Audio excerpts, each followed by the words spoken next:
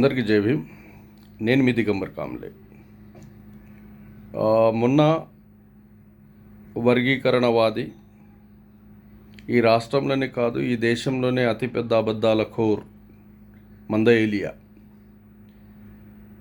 కొద్దిమంది నెత్తిలేని బీజేపీ నేతకాని నాయకులను తీసుకొని రాష్ట్ర ముఖ్యమంత్రి వద్ద వెళ్ళి ప్రెస్ మీట్ పెట్టి ఏం చెప్తున్నాడంటే, నేను నేతకాన్లకు మహర్లకు న్యాయం చేస్తానని.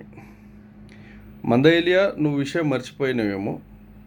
గతంలో వర్గీకరణ చేసినందుకు, అదేవిధంగా నేనే పెద్ద మాదిగనవుతానని ప్రకటన చేసినందుకు నీ గాడ్ ఫాదర్ అయినటువంటి చంద్రబాబు నాయుడు రాష్ట్రంలో పాదయాత్ర చేస్తున్నప్పుడు, అతని పాదయాత్ర బైన్సకు చేరుకునే సమయంలో అక్కడ ఉన్నటువంటి మహర్లు అతను వర్గీకరణ గతంలో చేసినందుకు, నీకు మద్దతు ఇచ్చినందుకు అతని మీద రాళ్లతో దాడి చేశారు.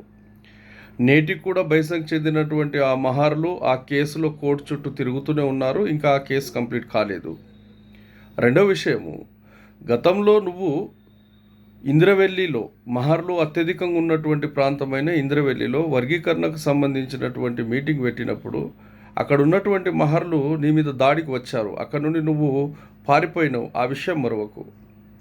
ఇంకో విషయం ఏమిటంటే, ఈ వెంకటేష్ నేత అనేవాడు ఆర్ఎస్ఎస్ బీజేపీ ట్రాప్లో మాల కులాల మధ్య చిచ్చు పెట్టడానికి అతను అనేక రకాల మాటలు మాట్లాడడం జరుగుతుంది. వాస్తవానికి వెంకటేష్ నేత, నీకైతే నెత్తి లేదు. నువ్వు మహర్లకు న్యాయం చేస్తావా? ఒక్కసారి రా. మహర్లు ఉన్నటువంటి ప్రాంతంలో నేను మహర్ల నాయకుడిని, నేను వర్గీకరణ వాదిని, మందకృష్ణ మాదిగా సామాజిక న్యాయం చేస్తాడు, వర్గీకరణ చేద్దామని నువ్వు మహర్లు ఎక్కువ ఉన్న ప్రాంతంలో వచ్చి ఒక మీటింగ్ పెట్టు.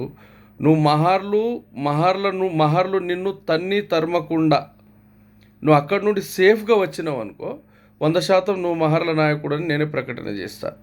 ఒక మహర్ బిడ్డగా చెప్తున్నా, మహర్లు ఏ పరిస్థితుల్లో కూడా బాబాసాహెబ్ అంబేద్కర్ గారి ఆలోచన విధానాలకు వ్యతిరేకమైనటువంటి అంశాలను అంగీకరించరు. మేము 100% వర్గీకరణను వ్యతిరేకిస్తున్నాము.